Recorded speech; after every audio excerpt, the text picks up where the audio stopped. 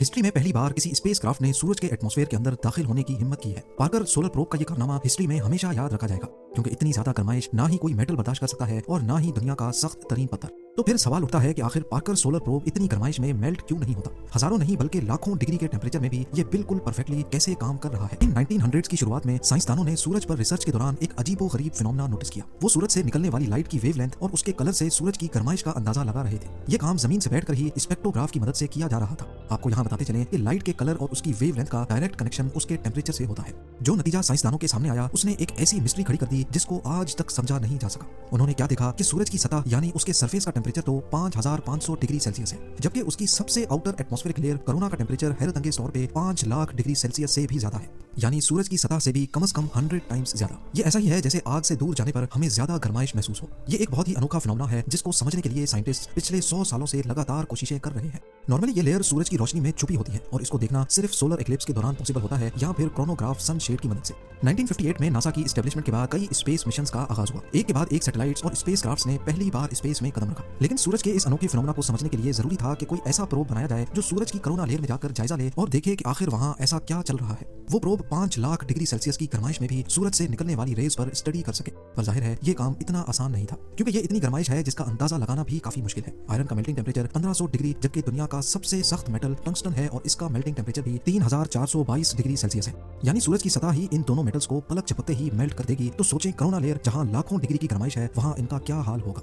Parker solar probe की designing और development तो एक मसला था ही, पर इसको सूरज तक पहुंचाना इससे भी बड़ा इशू था। जी हाँ, सूरज जिसने हमारे सोलर सिस्टम के प्लैनेट्स को आपस में बॉन्ड कर रखा है, उसके करीब जाना बहुत ही मुश्किल है। सबसे पहले तो ये समझ लें कि अगर किसी सैटेलाइट को अर्थ के ऑर्बिट से निकालकर वापस अर्थ पे लाना हो तो उसकी स्पीड कम करनी पड़ती है ताकि अर्थ की ग्रेविटी उस पर हावी हो सके और उसको अपनी तरफ अट्रैक्ट करे। इसी तरह अगर इसको अर्थ पर नहीं बल्कि किसी और प्लैनेट पे भेजना हो तो इसकी स्पीड बढ़ाई जाती है ताकि वो अर्थ के ऑर्बिट से बाहर निकल सके। सपोज मार्स पर अगर किसी स्पेसक्राफ्ट को भेजना हो तो पहले उसको रॉकेट्स की मदद से अर्थ के ऑर्बिट में लाया जाता है और उसके बाद सही टाइम, सही एंगल और सही स्पीड से उसको अर्थ के ऑर्बिट से निकाला जाता है। अर्थ के ऑर्बिट से स्पेसक्राफ्ट को निकालना बहुत एनर्जी कंज्यूमिंग काम होता है। रॉकेट की मदद से वो अर्थ के ऑर्बिट तक तो आ गया, लेकिन अब यहाँ पर रॉकेट नहीं होते, लिहाजा स्पेसक्राफ्ट में ही लगे छोटे रॉकेट को इस्तेमाल करके इसकी स्पीड आहिस्ता आहिस्ता बढ़ाकर उसको ऑर्बिट से निकाला जाता है। मार्स क्योंकि अर्थ से सूरज के मुकाबले में बहुत करीब है, इसीलिए जिस एंगल में स्पेसक्राफ्ट को लॉन्च किया जाता है वो एंगल इतना ज्यादा नहीं होता। लेकिन सूरज और अर्थ के दरमियान का डिस्टेंस 150 मिलियन किलोमीटर है और अर्थ के ऑर्बिट से निकालकर इसको सूरज के ऑर्बिट में डालने के लिए एंगल भी बहुत बड़ा चाहिए और जाहिर है एनर्जी भी।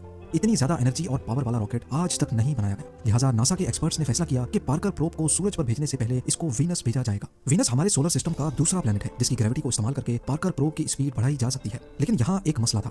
मसला ये था कि वीनस एक छोटा प्लैनेट है और इसी वजह से इसकी ग्रेविटी भी कम है। जितनी स्पीड पार्कर प्रोब को सूरज के करीब जाने के लिए रिक्वायर्ड थी, उसके लिए जरूरी था कि वो वीनस के गिर्द 24 मरतबा चक्कर लगाए, तब जाकर वो सूरज के क्लोजेस्ट पॉइंट पर पहुंच सकेगा। 12 अगस्त 2018 पार्कर सोलर प्रोब को केप कैनावरल एयरफोर्स स्टेशन से लॉन्च किया गया। इस मिशन के लिए नासा ने 8 सालों का टाइम प्लान किया है। सूरज के सबसे क्लोज पॉइंट तक जाने के लिए वीनस का सहारा 24 मरतबा लिया जाएगा। हर एक चक्कर में 37 घंटे ऐसे होते हैं जिसमें सूरज पर रिसर्च करने का मौका मिलता है, यानी टोटल 8 सालों में ये प्रोब सूरज पर 900 घंटे की रिसर्च कर पाएगा। 28 अप्रैल 2021 ये वो दिन था जब नासा ने कंफर्म किया कि पार्कर प्रोब अपने 8वें चक्कर में सूरज की कोरोना लेयर में सक्सेसफुली दाखिल हो चुका है। कोरोना का मिस्टीरियसली सूरज की सतह से भी 100 टाइम्स ज्यादा गर्म होना वाकई एक हकीकत था जिसको पार्कर प्रोब ने भी वेरीफाई किया। लेकिन ऐसा क्यों है? कौन सी ऐसी ताकत है जो मिस्टीरियसली कोरोना लेयर को सूरज की सतह से भी ज्यादा गर्म कर रही है? इस पर अभी तक रिसर्च चल रही है। अब आ जाते हैं हम अपने मेन सवाल की तरफ कि आखिर इतनी ज्यादा गर्माइश में पार्कर सोलर प्रोब मेल्ट क्यों नहीं हो रहा।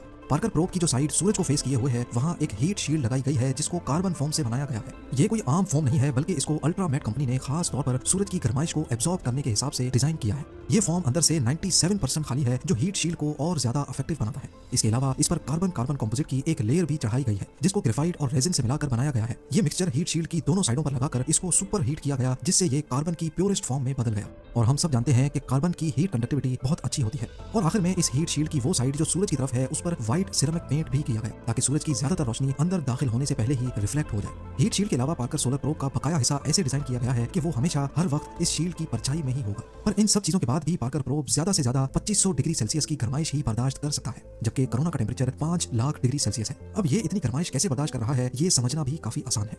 लॉ ऑफ थर्मोडायनेमिक्स के मुताबिक हीट को ट्रांसफर होने के लिए भी कोई मीडियम चाहिए। जैसा कि गर्मियों में अर्थ पर हवा में मौजूद पार्टिकल्स और वेपर्स अपने अंदर गर्माइश लेके चलते हैं, जिनकी वजह से हमें रात के वक्त भी गर्मी लगती है। अगर पार्टिकल्स कम होंगे तो हीट भी इतनी आसानी से ट्रेवल नहीं कर पाएगी। जैसा कि उबलते हुए पानी में हाथ डालने से फौरन जलन होगी, जबकि 300 डिग्री के ओवन में हाथ डालकर फौरन निकालने से शायद हमें मालूम भी ना पड़े। ये सिर्फ इस वजह से मुमकिन है क्योंकि पानी के मॉलिक्यूल्स हमसे टच होते हैं, जबकि ओवन में कोई चीज हमसे टच नहीं होती। एक्सपर्ट्स का कहना है कि पार्कर सोलर प्रोब की हीट शील्ड पर 1200 डिग्री सेल्सियस होता है, जबकि उसका पिछला हिस्सा जहां सूरज की रोशनी नहीं लगती वहां टेम्परेचर माइनस में होता है, क्योंकि वहां कोई पार्टिकल्स नहीं है जो हीट को ट्रांसफर कर सके। यही रीजन है कि पार्कर सोलर प्रोब सूरज के इतना करीब होने के बावजूद भी मेल्ट नहीं हो रहा।